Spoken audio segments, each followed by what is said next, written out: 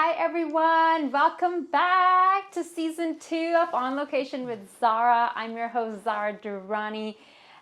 This is the first episode of On Location with Zara season 2. I'm just so excited we get the opportunity to bring the show back to you with the support of Tell a Story Hive, highlighting a lot of locals who inspire me, whose work empowers everyone in the community. And joining me is someone that we've had here before, but a few years ago when we were doing Inspired Life Vancouver.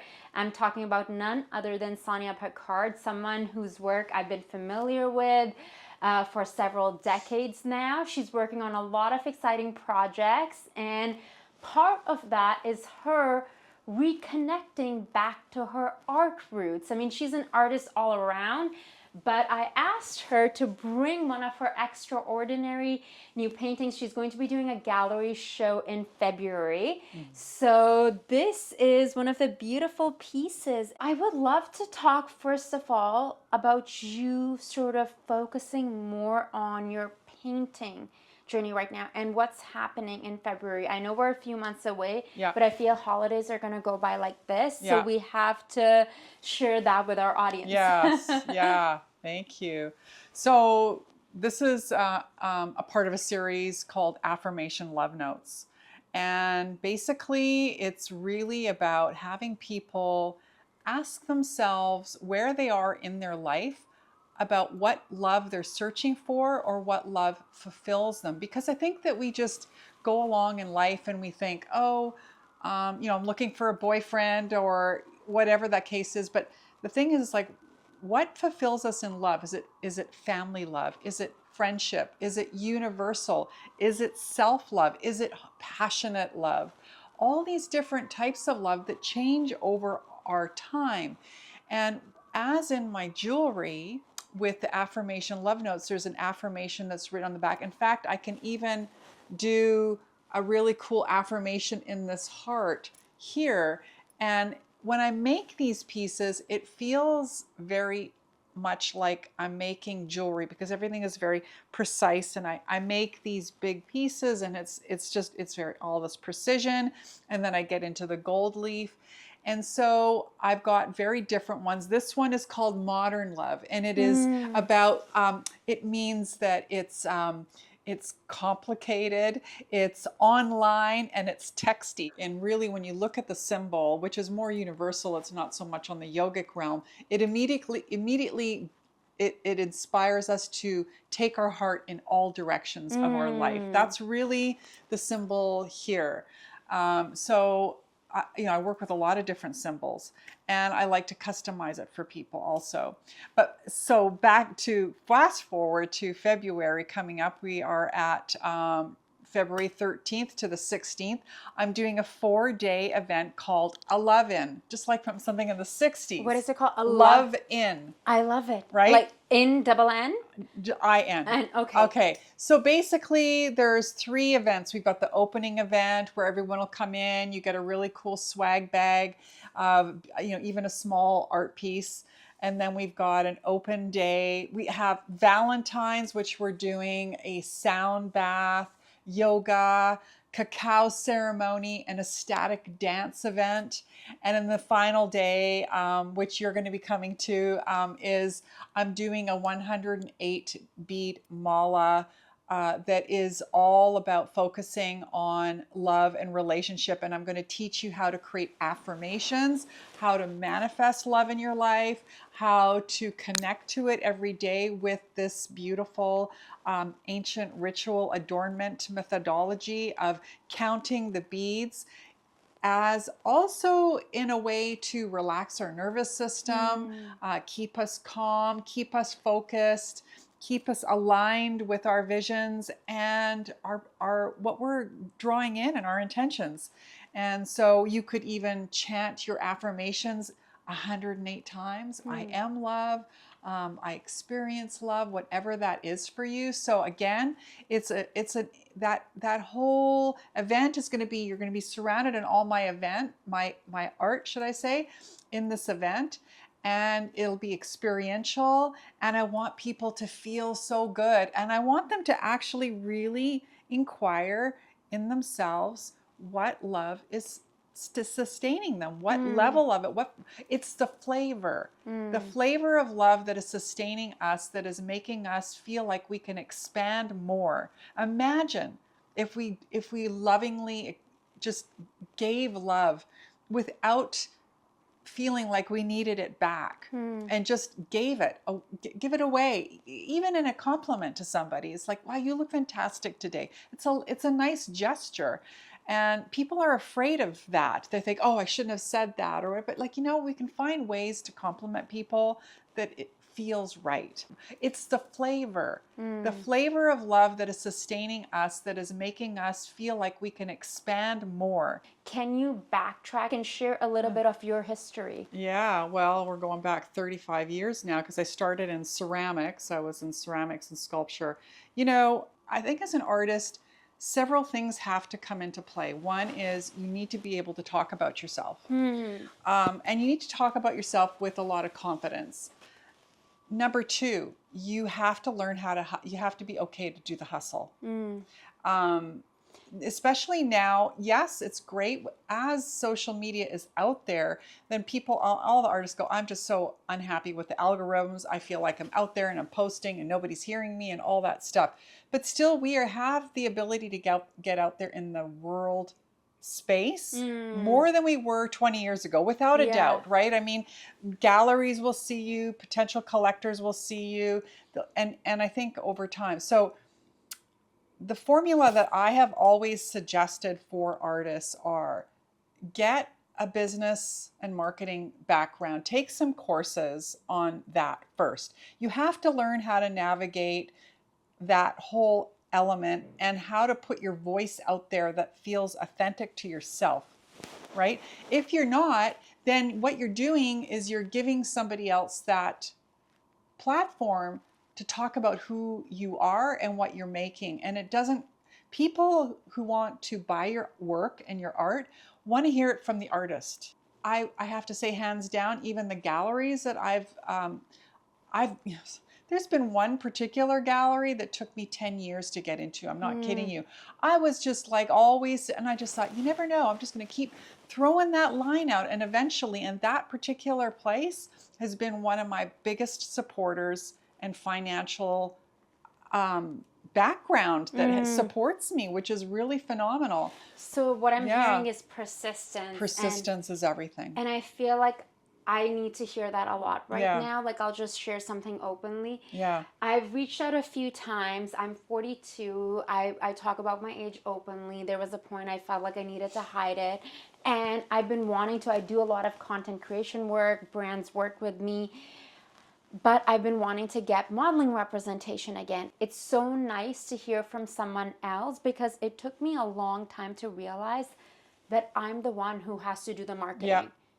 And to know that, because there's a part of me that believes that there is market for someone like me out there, for me to be represented and for me to do these shoots and get paid for it, and get paid for it until a very long time.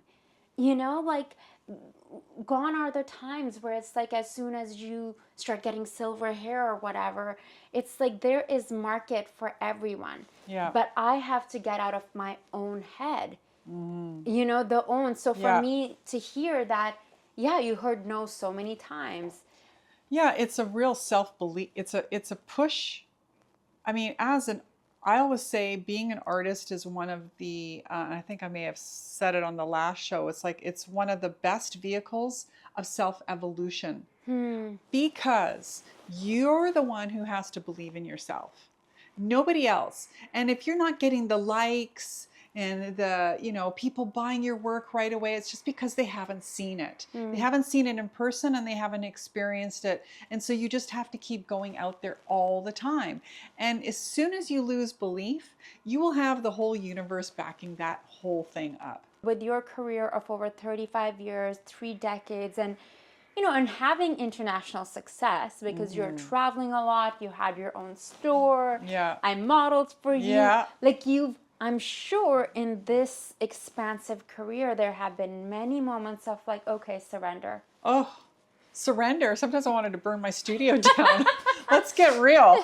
I mean, honestly, you just like it just feels like sometimes nothing is happening. Even when I started this work, I felt like nothing was really happening. And then all of a sudden, like I said, I still keep pushing, I still post, but again, it does come down to also person to person. The fact that I called you up for a coffee and that you made this suggestion, I'm personally stepping into more personal relationships so that I could sit in front of people and talk, because I think we've had enough of this. Yeah. And we can't have this without this. 100%. Right? People will often be texting me a lot. I pick up the phone and call them. And even if it's someone who I've never met, like a PR person, could be working with City of Vancouver or somewhere else. And I'm like, please excuse me, maybe I'm old fashioned. I just like to connect with the human being, because sometimes the tone is lost in the emails. Oh, totally. It is lost in the text, because we forget there's a human being that I'm speaking to. And with the way that I'm speaking, you can understand my intention so much more. Totally. Like, there have been times I've wanted to do segments on some nonprofit or something may be happening, and they may think that I'm going to charge them. And I was like, no, darling, I want to come with my camera team and film this. Yeah, relationship. And that's also, even having that 4-day event, I mean, it's quite a stretch for me physically, on those levels. But it's intel and it's relationship building. And I get to hear people what they're feeling about love, what they're fearing that they don't, there's fear around love. I don't have love. I don't have enough love.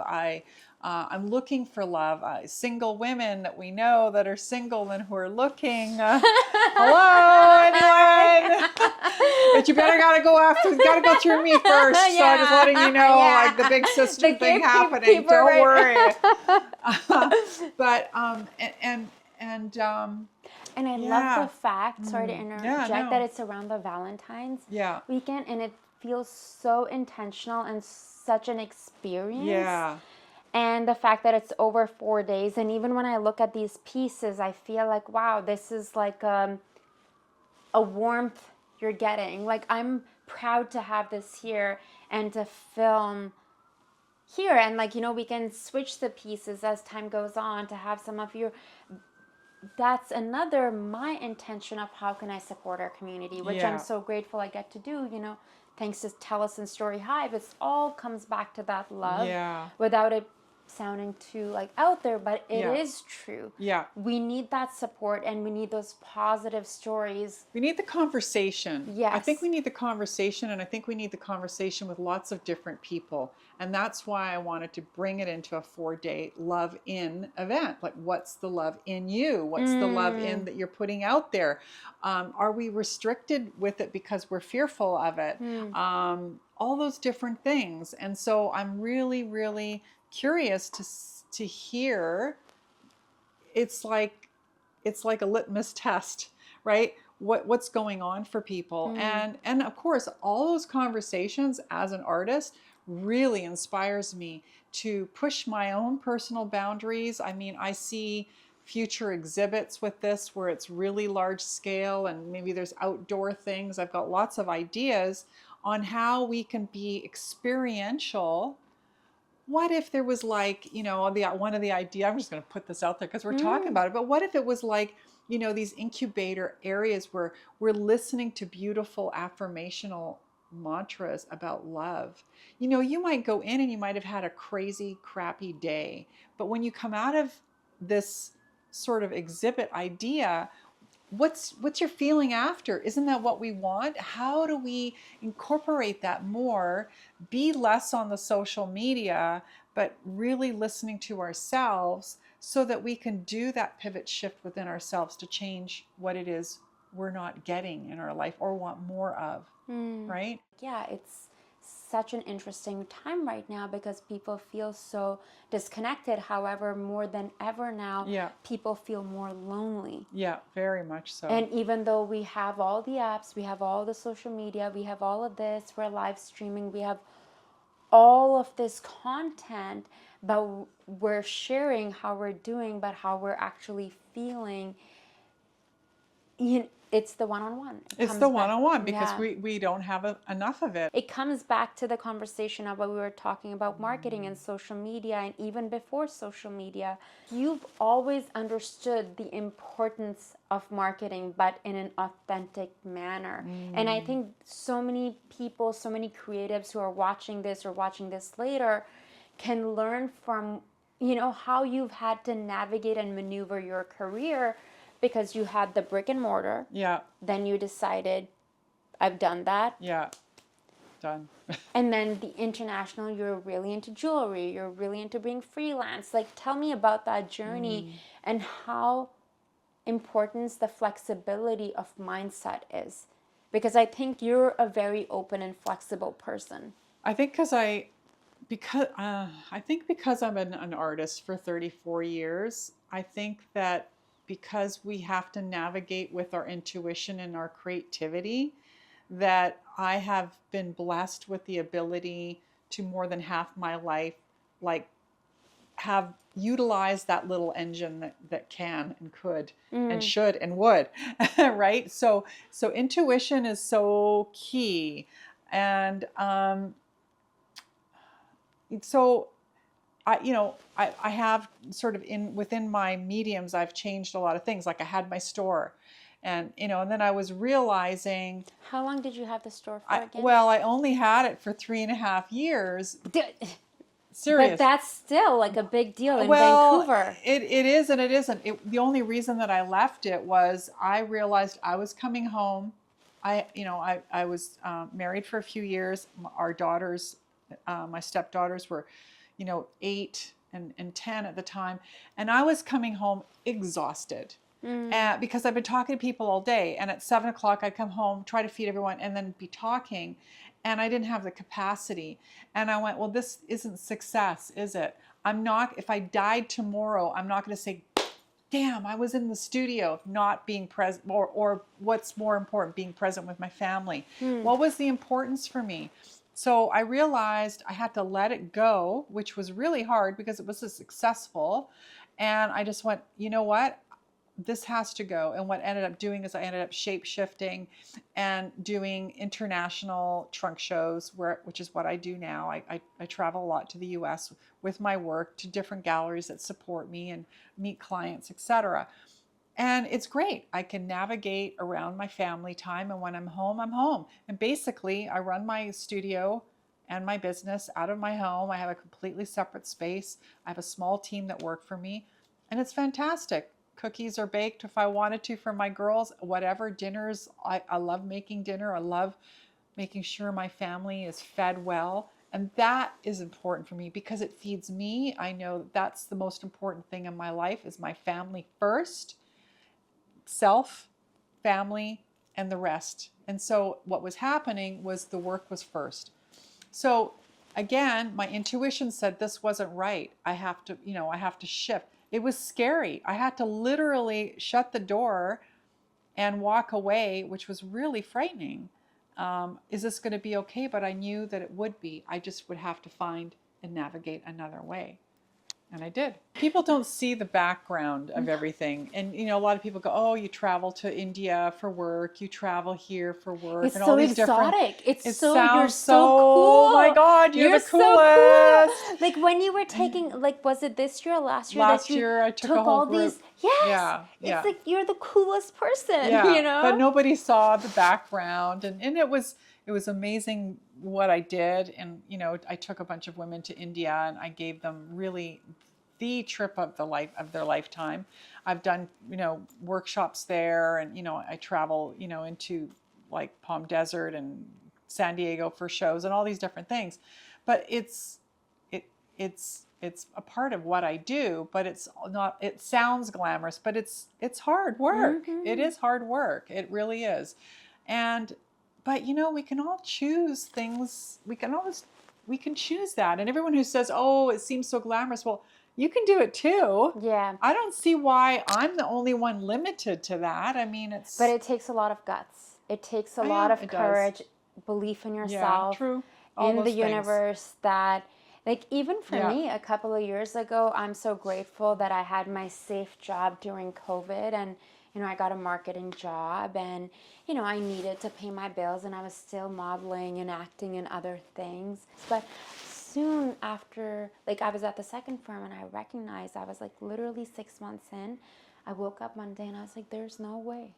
There is no way I can continue to do this. My calling in this life is to be an artist, is to be freelance, and to discover and grow and change. That it is not in my beingness to have the same. And some people need the security, and I get it. You have kids and lots of other things. And I realized that I wanted to live on the edge a little bit.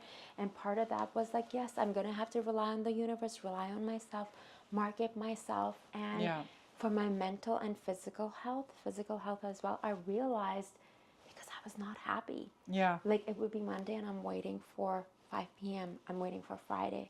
Like, I'm like, is this how everyone lives? Like, is this how people who have like 9-to-5 job, is this how they live? Because when I'm in freelance, I don't live like that. And I recognize like I could stay like this. I could stay like this. Or I could be like, okay. And it's a lot of work. No, there's no way you can even encapsulate what it's like to be an entrepreneur unless you are one. Being an entrepreneur really requires a person to really dig deep within ourselves, to put your voice out and be behind the thing that you do. It's not that I am my work. That is really like what I stand for, and what I make is intricately woven into who I am as a woman. So this is all the things that I do. I've always been multidimensional. There's never been a time that I haven't touched another medium when I was in a medium or a different flavor of it. So to accept that for myself and be okay with it and let things go the way they are, then that was the way I've approached it. But it's not easy. Something that I get inspired by about you is your serenity and your trust. And I think part of that has to do with how we do that self-care in between putting our art out there, in between marketing, in between the money, in between the rejection, that how do we create that, something I was thinking of the other day, Sonja? What? I was in Los Angeles working on a movie, and you sent me this sweetest self-care, this care package with these books, and like it was just the most thoughtful thing, and it makes me a little bit emotional because it's like it's just so thoughtful. Like it was so thoughtful. I was there for 2 months. I was doing something that I was passionate about, and you just cared so much, and you just believed in me. It just feels so nice to have people like that in your life, because we're going to have people where there's going to be envy, or people who are going to judge your work either in front of you or behind you. So I would like to talk about cultivating that piece, because that's for entrepreneurs, individuals who are creative. Like, I think we can learn something, from your decades of experience. I think it boils down to a few things that I've said already, but it really needs to be reiterated, is that when I say about believing in yourself, that means several things need to come into play. It means that, number one, we need quiet time. Meditation, and people go, oh, I can't meditate. Oh, I've tried that. Oh, blah, blah, blah. And it's like, quiet time looks different for everybody. There's no right way or wrong way to meditate. But in order to have that space to cultivate our intuition and our self-awareness and our self-guidance, it is essential, because you can't do all the things that we're saying and be really good with ourselves unless we've had that, so that we are listening to ourselves and say, you know what, you've got this, girl. You just keep going. I know I'm a pretty decent person, and I know I've got pretty good taste, so I know what I'm making is pretty good. I know that sounds egotistical, but I know what is beautiful, because I have been making beautiful things for 34 years. And I have proof that people like it because people have been buying it. If they didn't buy it, I would be saying, oh, I really need to regroup my beauty, visual. But I know that what I'm making is coming from a place of goodness and my heart, and it's technically sound, it's all these different things. So I know what I have as a package is good. Just like you know what you have to offer people and your clients to be the voice of who they are and what they're saying, you're amazing. And so you know that you can deliver that because you've got proof of it over and over again. It's when we get away from ourselves and get into the zone of people telling you and listening, and the social media, again, I'm pulling that up, that clouds that. And all of a sudden, that barrier that we should have around ourselves, we should have a bubble, we should be self-governing ourselves on that bubble about who's allowed into that bubble.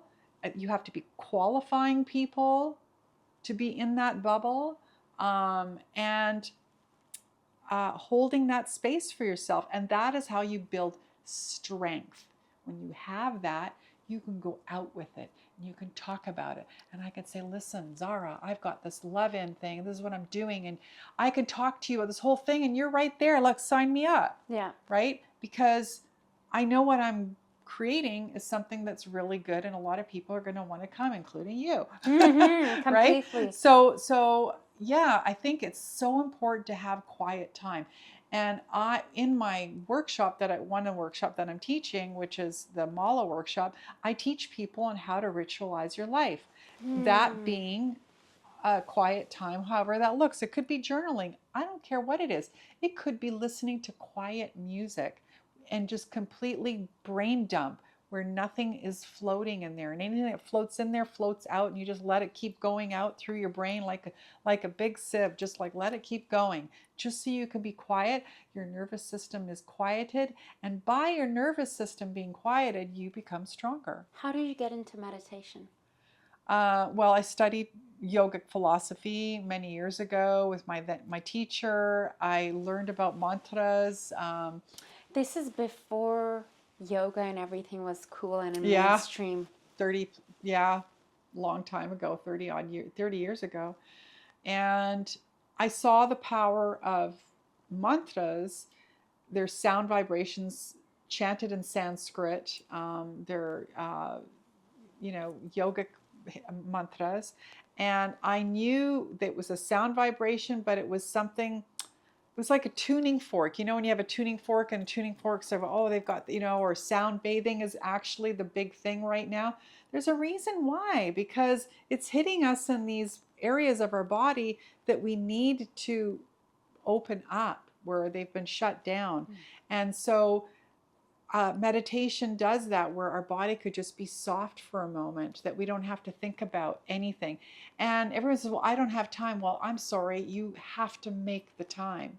That's the part of being that outlier, and path paving for yourself. Get up that 15 minutes early, go bed 15 minutes early. Maybe even if it's too much in the morning, then maybe end your day with a meditation and a gratitude journal, or anything, something that brings us within ourselves. It is so important. It's just, we've gotten so far away from it. And I think down the road, science and everything, maybe in another 10 years, and go, wow, the human race has really gotten off track. What would you say to someone, because I'm actually going to be working with a few young jewelry designers, I would love to hear, and they're in their 20s, what advice would you give to someone, not just in jewelry, but a young female artist, creative, because you have been through it, not just here in Vancouver, around the world, and you understand the business and the artistic and the spiritual side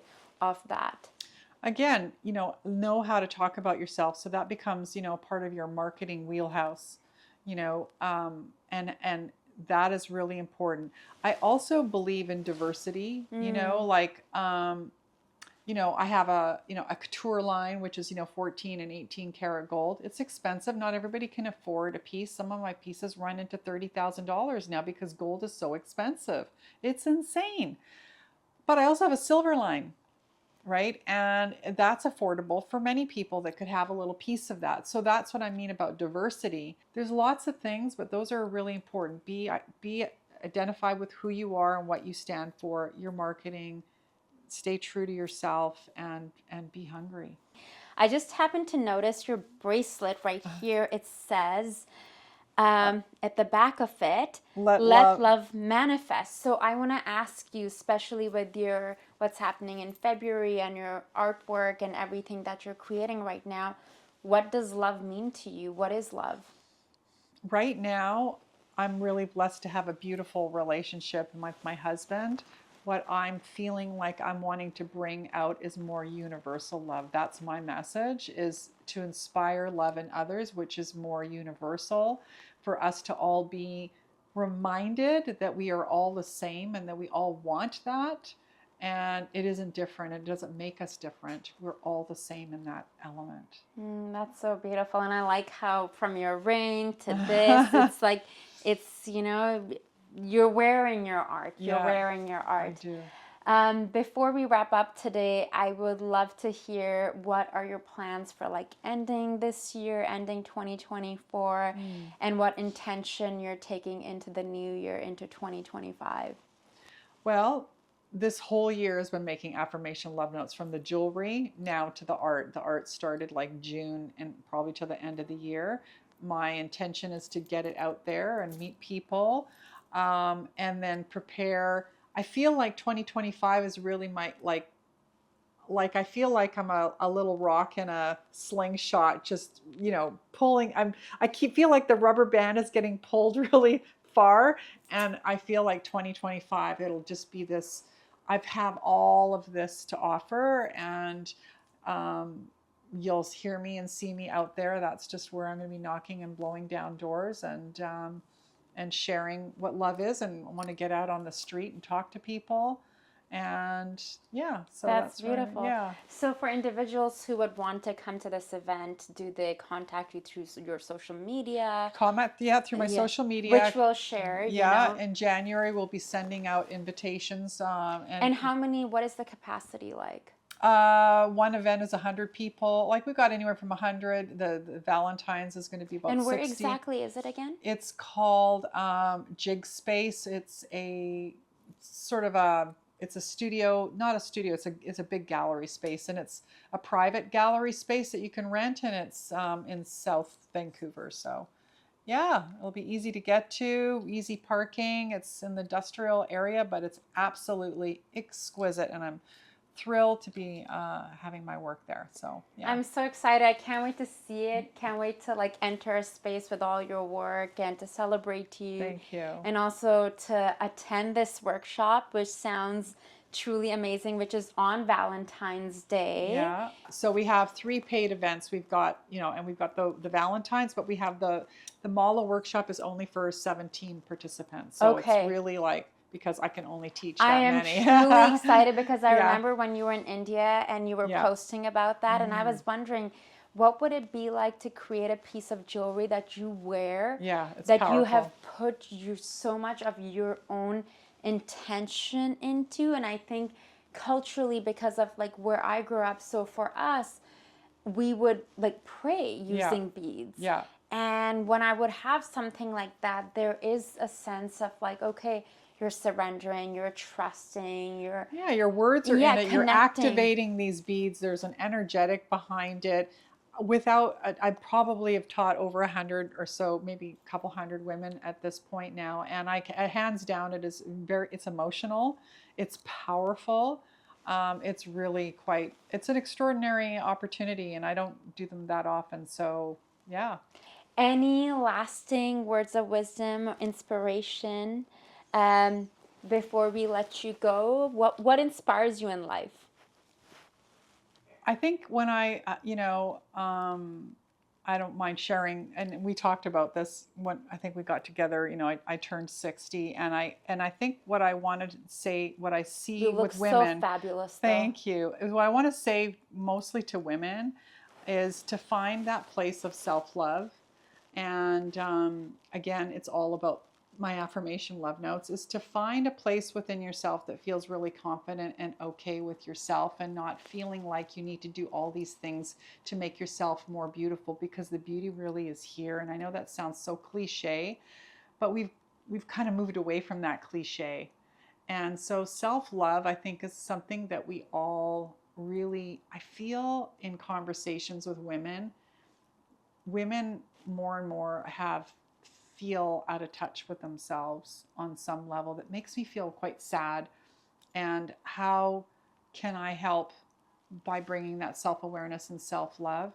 And then the other thing I would just want to say is just be kind, not only to yourself, but to others. Yeah. I love that. Yeah. Well, I can't wait for your show. I'm so excited, Thank you. Sonja. I'm so Thank excited you. to know you, to have you in my life. And, you know, this was very enriching conversation. And I hope that you all got a lot from this as much as I did. And I'm so excited to know you. We'll share Sonja's information so you can connect with her. Thank and we're you. very excited for your event. It's a 4-day event. 4-day. 4 days, Yeah. starting on February 13th. Yeah. 13th. And yeah, we'll share that information with you as well. Thank you all for tuning in. Thank you. Thank you so much for joining, Thank you. Sonja. Sonja Picard, ladies and gentlemen. Until next time, I'm your host, Zara Durrani. On Location with Zara is brought to you with the support of Tell a Story Hive. I get this opportunity to bring amazing locals who inspire me. I hope you enjoyed this conversation. If you did, I would appreciate if you get in touch with me, if you let us know. Okay, talk to you soon. Bye. See you.